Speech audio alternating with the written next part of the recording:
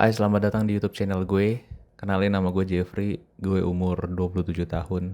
Dan hari ini gue ingin membahas sesuatu yang gak pernah gue lakuin sebelumnya. Dan di tahun 2025 ini, gue pengen membangun suatu kebiasaan yang berguna untuk diri gue. Membangun skill komunikasi gue, yaitu dengan membaca. Gue termasuk orang yang suka membaca, tapi gue harus memilih topik-topik yang gue suka. Mungkin pada dasarnya saat orang mau mulai membaca, pasti orang merekomendasikan sesuatu yang lo suka dulu, buku yang lo suka dulu, dan itu memulai lo untuk mulai membaca. Buku pertama yang gue baca sampai selesai adalah novel bahasa Indonesia. Gue lupa bukunya, ceritanya tentang ada satu keluarga yang mereka jago banget komputer, sampai-sampai mereka membongkar rahasia negara, sampai mereka diteror oleh kalau di Amerika bilangnya FBI gitu, Intel lah. Mereka sampai diincer. Seru sih, alur ceritanya seru banget sampai bikin penasaran. Gue nyelesain buku itu hampir seminggu selesai. Nah, gue di tahun 2025 ini mencoba mencari buku yang menurut gue nggak terlalu suka membacanya, tapi banyak banget yang rekomendasiin buku ini. Bukunya adalah 12 Peraturan Hidup Jordan Peterson. Kenapa gue memilih buku ini? Karena yang pertama, ini bestseller dan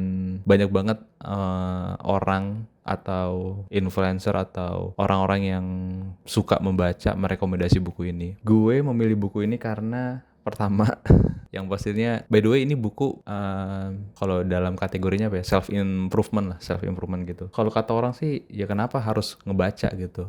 Kan kalau nonton YouTube kan bisa, rangkumannya bisa. Menurut gue kenapa membaca, karena selain kita ngerti apa maksud dari buku ini, kita juga menambah wawasan sih. Banyak banget kosakata yang kita dapat dari buku. Yang pasti kalau baca buku, kita tahu ya manfaat baca buku ya. Memaksa otak kita untuk berpikir dan mengolah apa yang kita baca, supaya kita dapat nih apa yang si penulis ini mau sampaikan ke pembacanya. Gue memaksa membaca buku karena dari membaca buku banyak banget manfaatnya, yaitu apalagi konteksnya kita berkomunikasi ya, yaitu wawasan kita bertambah. Kalau kita ngomong sama orang itu ada banyak topik yang kita bahas, kita nggak stuck di situ doang saat kita ngobrol sama seseorang. Terus saat kita ngomong kita nggak belibet, kita tahu struktur bahasa yang bakal kita sampaikan.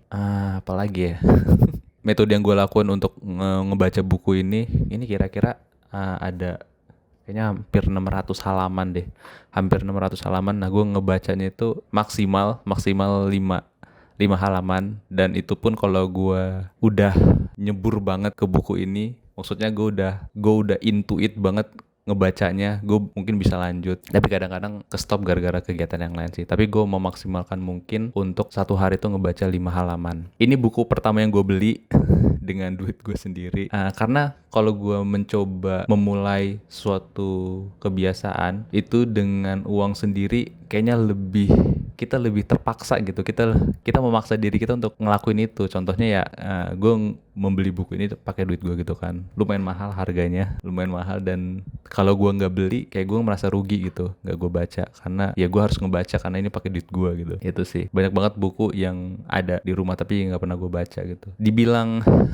Dibilang FOMO dengan internet, sebenarnya ini FOMO yang positif sih menurut gue. FOMO yang positif ya, karena gue banyak banget nonton self improvement di YouTube. Itu salah satunya ya metodenya dengan membaca buku. Kenapa enggak gitu gue ngelakuin sesuatu yang positif untuk hidup gue. Itu sih.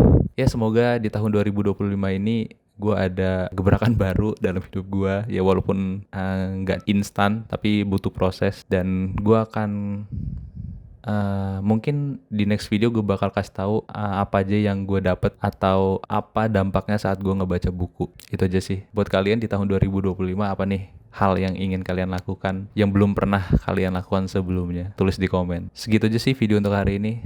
Sampai jumpa di video selanjutnya. Bye.